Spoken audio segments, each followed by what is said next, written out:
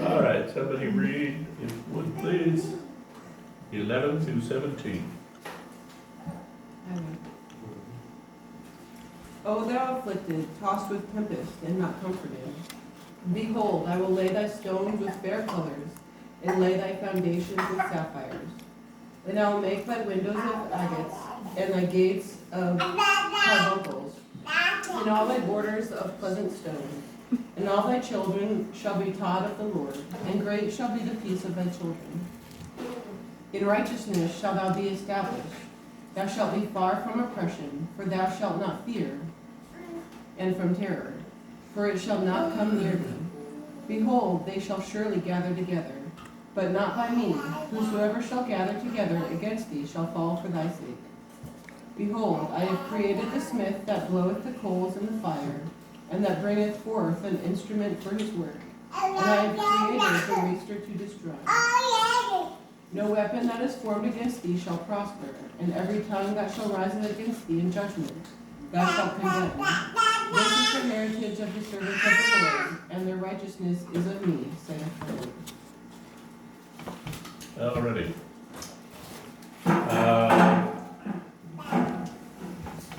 The final thing Isaiah touches on in 54 is the restored Jerusalem. Now, people worship a lot of things. The Jews worship their ancestors and the temple. That's basically all that's on their mind most of the time. That's the traditional Jew. There's a lot of Messianic Jews today looking for the Messiah to return. All through history, the Jews have pretty much ignored God and talked about Abraham, talked about the temple, talked about restoring the temple. But Jerusalem is never going to be more beautiful than it's described here. It's also described in Revelation, and there's a couple other prophets that talked about the New Jerusalem. Take a look at that for a second. He said, "All afflict the city, lashed by storms and not comforted, I will build with stones of turquoise, your foundations of sapphire, battlements of rubies, gates of sparkling pearls, and all the walls of precious stones. All your sons will be taught." Oh, okay. Have you all heard the joke about the rich man that died and he got to the gates of heaven with a suitcase full of gold? And he asked to be able to bring it in, and St. Peter said, "No, you can't bring it in." He said, but I worked my whole life for this. This was the most precious thing to me. It said, I just let me bring in this one suitcase. St. Peter said, "You can't bring that in here. You can't bring anything in here." And so Jesus comes walking along. He said, "What's going on?" He said, "I got this suitcase full of gold and he wants to bring it in." He said, "Let him bring it in. It's nothing but payment." You know, gold for us is a precious thing, but to God, it's a street. We'll be walking on it. The turquoise and all the jewels will be building the gates and the walls of Jerusalem. It will sparkle like a great gem on top of the mountain. And people will be able to see it for miles and miles and miles. Remember, it's 1,500 stadia wide, 1,500 stadia long, and 1,500 stadia high. The New Jerusalem, the streets will be like winding up into the sky like a spiral staircase. And it will shine like the light on the mountain that Jesus talked about. It will be the beacon for the whole world. And Jesus will rule from there. And our mansions will be there. So, he talks about the new city, and he says it's going to be a great and a beautiful thing made of all of precious stones. And then he says in 12, all your sons will be taught by the Lord, and great will be your children's peace. In 13, The righteous you will be established. Tyranny will be far from you. You will have nothing to fear. Terror will be far removed, and it will not come near you. You will taught by the Lord himself. Do you know how the school system worked in Jerusalem back in Jesus' day? There was no school system. Uh, There was no school system, it was a temple. the kids went to the temple, they learned how to read by learning the Torah. Everything was based on God. They were brought up in full knowledge of the Lord and the history of their country. What's the first thing a country wants to do? What's the first thing a country does if it wants to take over and become a tyrannic country? Get rid of God. Get rid of God, and how they do that? Take him out of the schools. They take over the schools. You know, remember when I don't know if you can remember it or not, but when I was a kid, we started with the Pledge of Allegiance and we started with prayer. Every morning. It came over the loudspeaker. And everybody stood and said the Pledge of Allegiance in the classroom. The first thing you do when they take over the school is get rid of history. The history, did you guys study history? I'll talk to you about that. There's lots of stuff I don't know. Even if I know it was happening even at her age. Me, I had to take American history, I had to take world history, and we studied, there was either 3 or 4 history classes. Well, one of them was probably civics, had to study the government, had to study how the government worked. Did you guys have civics? Half a semester. Half a semester. Well, if we can get them done, we can control them. Do you know what Caesar's, not Caesar, Hitler's, you know what Hitler's 3 steps to take over Germany was? Children. Children. Yeah, he took over the children and started to educate them according to his guidelines. But for the adults, how did he distract them? He gave Sports. Sports. He gave them sports, he gave them bread, and he gave them immorality. Sexually, about anything went. Okay. Look at America today.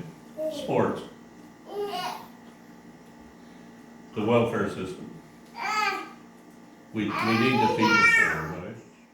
I mean, it's a good thing, right? Help the poor, not Well, feed it's them. good, huh? Need to help them out, teach them how to, fend for themselves, how to do some stuff. It depends on who's administering. If it's being administered by moral people, it'll be administered morally.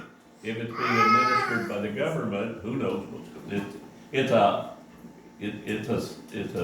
they're purchasing our souls and our freedom by giving us a check. When COVID came along, what's the first thing they did? Threw money at us. Didn't they? And I'm retired and I got my pension checks and I got my investments and I got Social Security and they sent me a check. I wasn't out of work. I didn't lose anything. I wasn't eligible for unemployment. Then they put my wife on unemployment and she wasn't eligible for it. So we put the money aside and we decided that we were gonna find something good to do with it. And so for a while I catered weddings. And we spent all that money helping other people with the money because it was the government buying us is what it was, and I wanted no part part of it. I started to send it back and I thought, well, they'll just abort babies with it. So, we had a few free wedding receptions here at the church. 3, I think, 4. There's 4 to be exact. Yours wasn't here at the church. 4 to be exact. And the kids that got married didn't have to pay for the reception. Of course, I got cooked food too. But the bottom line is, oh, you're gonna be moving here pretty quick. But the government threw money at us and it bought a lot of people. So, what it says here, the government then will be administered by Jesus, and even the children will be taught by the Lord. His words will be what they're taught. His morality will be what they're taught. And they will be taught in that environment. In righteousness you will be established. Tyranny will be far from you. You will have nothing to fear. Terror will be far removed. It will not come near you. If anyone does attack you, it will not be my doing. That's Hello. an interesting verse there. Hi. Hi. Yeah. Sorry, I'm so late. Breakfast is on the table. Oh, great. I don't usually breakfast anyway. Losing my keys for 15 minutes took my appetite away. That's an interesting verse. If anyone will attack you, it will not be just my doing. Whoever attacks you will surrender to you. Does he mean it will not be my doing? Isaiah 50, we're in Isaiah 50. When God says it will not be my doing, what does he mean? How would it ever be his doing? How would it ever be his doing? Well, when this all started, remember, he used the Assyrians to discipline the Jews in chapter 2 and 3. And then he used the Babylonians to discipline the Jews. Okay. Sometimes God uses people to discipline the Jews because they absolutely, positively, stiff-necked refuse to allow him to be God. And when that happens, he disciplines us. But he disciplines us for our own good, not for his. In this situation, in the New Jerusalem, in the 1,000-year reign of Christ, if anything rises up, it will not be God's doing. But nothing can happen if it's not God's doing. Pardon me? Nothing can happen if it's not God's doing. God is sovereign. Well, that's exactly right, because look what he says next. He says, See, it is I who created the blacksmith and who fans the coals in the flame and forges a weapon fit for its work. And it is I who have created the destroyer to work havoc. God is sovereign. You know what sovereign means? Define sovereign. Okay. He's in charge. He's in charge. He's in charge, totally in charge. Remember we talked a couple of weeks ago about sin? Adam and Eve sinned, and who took responsibility for it? God. He put that tree there, he issued the command, they failed, so he put his son on the cross. He took responsibility for it. He's sovereign. Whatever happens, God doesn't say, hey, that's on you. Now, I used to be in an Assembly of God church, and they kind of implied that. Well, if you're having a hard time, you need to get right with God. No, God didn't break my leg.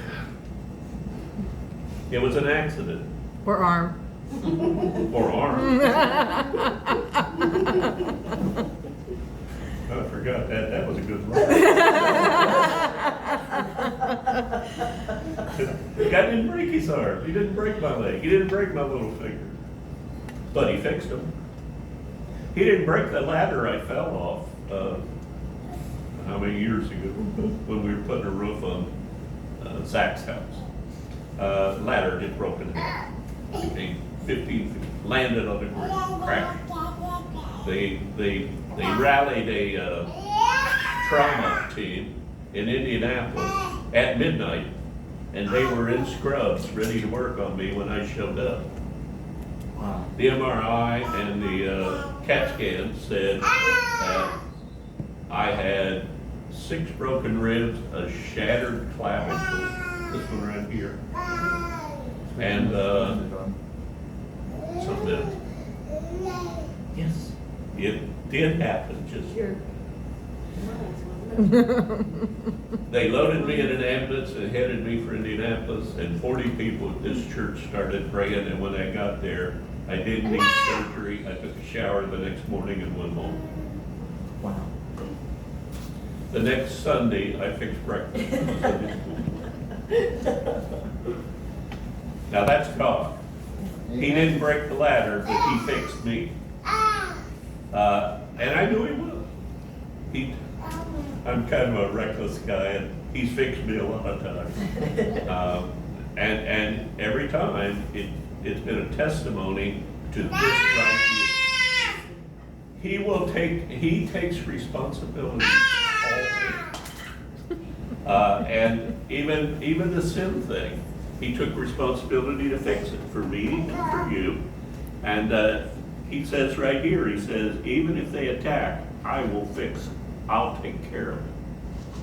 Because in the New Jerusalem, there's not going to be conflict. Remember, Satan's in the pit. There's no temptation because the tempter's gone, and we will be protected by our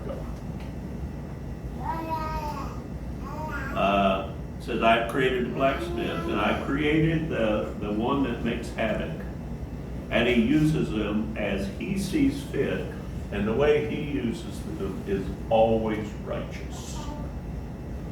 Define righteous. Define righteous. God. worthy, holy, Huh? holy, worthy. No. Righteous is That's the cool. right thing. Righteous is the right thing. He does the right Righteousness thing. is just being right. Mm-hmm. It starts with righteousness. Righteousness, he always does the right thing. He always does the right thing. Now, you've known God for a while, right? All of you? We don't need to pray for salvation. I've known you for 17 years. We don't need to pray for salvation. But, have you always thought he was right? Well, I've always thought he was right. I've not always felt he was right. There's a difference. Okay, yeah. But you're in a situation you need an answer, and God says, be a preacher. And I looked at him and said, me? I surely didn't hear that right. There You know, must be a mistake. I would like to go and see the moment when God said to every missionary in the world, go to Africa. Can you imagine what their response was? Oh, let's get packed. You think that was it? I think it was like, me? Go where? To do what? Let's talk about this.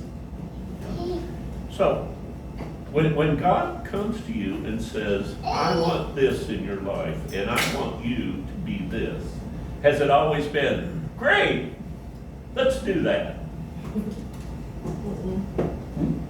No. No? You're not old enough to answer that. But he's always right. There's been often times when I thought, well, that can't be right. You know, Satan must be whispering at my ear because that can't be God. that wouldn't be what he would want to use me for. After all, I want to be a doctor, and I've got straight A's, and so I'm going to be a doctor. God said, no, you're not going to be a doctor. I'm going to get working around. I'm going to get you down to French Lick, and on September 7, 2023, you're going to be teaching Sunday school in a classroom in a basement in a church after you feed them breakfast. Now, he didn't say that, but he knew it. He's sovereign. He knew it. That's true. I didn't. And if somebody would have said, hey, you know what God told me you're going to be doing on September 13th? I'd have said, you are nuts. You have lost your mind. And by the way, where is French Lick? I'd never even heard of it. But he's sovereign, it was his will, and here I am. No weapon formed against you will prevail. That's a promise for all believers. Say again. I was coughing and missed that. No weapon formed against you will prevail. That's a promise for all believers. Okay? How do you use that? You believe it. You You believe it. believe it? Would be a situation when it might apply. When I was coming up in the post office, every time they wanted to promote me, there was 6 other people in the package, and they all wanted to be promoted too. And I got the job. And every one of them, not every one of them, but several of them would, you heard of professional jealousy? Well, well, why did he get it, not me? I got more seniority. I've got this, I've got that, I should have got that. And a lot of times they start telling lies. I was accused of having phantom employees at the post office and taking their paychecks. So my boss calls me up, Bud calls me up and he says, I've heard that you got phantom employees at the post office and you're taking their paychecks. I said, Bud, who hires all the employees at my post office? Indianapolis. I said, who makes up their paycheck? Minnesota. I said, what part do I have to play in any of it? I can't have employees here getting checks from Indianapolis. You guys control all that, I don't. Yeah, that's right. They called me up one time and said that I was working at Walmart when I should have been at the post office doing the postmaster's job. So Bud calls me up. He said, Bill, what were you doing last Wednesday? I said, I was in Minneapolis. Silence. He said, oh, I approve that. Yeah, you did. I said, why? He said, well, somebody called me up and said, last Wednesday you were working at the post office, you were working at Walmart when you should have been at the post office. I said, well, call Minneapolis and ask them if I was up there. He said, no, I'll take care of this. He slammed his phone down. No enemy formed against me shall prosper. No weapon formed against me shall prosper. If I belong to God, He takes care of me. Now, a lot of us, we live in America and we think we're supposed to be independent, we're supposed to make our own way, and no, we're not. We're supposed to be dependent upon God. Amen. Nobody else, right? We're not dependent on anybody else but God, right? Well, yeah, we are. Who keeps the electricity on? Who keeps the telephones working? Who drives the trucks that take the groceries to the grocery store so we can buy them and feed our kids? We're dependent upon thousands and thousands and thousands of people. It is a lie that has been perpetrated on us to make us feel Important. independent. to make us feel like we live in a democracy and we're free. We're not free. We're not. We depend upon millions of people to put heat in our furnace, to keep the electricity on, to stock the shelves at the grocery store, to do any number of things. If you think you're really free, don't buy bread anymore, plant wheat next year. You don't need the farmers, right? You could grow your own food. And I grow a bunch of my own food, but I go to the grocery store every week. Because I'm dependent upon a lot of things. In the New Jerusalem, we will be dependent upon one thing and one thing only, God. And we get into that in 55, because in 55, and we did this about 5 or 6 weeks ago. I talked about, wouldn't it be great if we didn't have money and we could just go to the grocery store and get what we wanted and carry it out and not have to stop at the cash register, and you all rolled your eyes. And you especially, you rolled your eyes. Because I don't believe that it will be, because God won't, when we're dependent on God, we're not gonna be dependent on the grocery stores or anything else. God's gonna provide, the trees are gonna provide, so we're not gonna be dependent on the grocery stores. But in 55, it starts out, you're not gonna need money anymore. And to leave you a thought, get you the next week. Think about this. What is money really for? Dependent. Huh? Control. Yeah, it's control and it's about keeping score. Now think about this week and we'll start 55.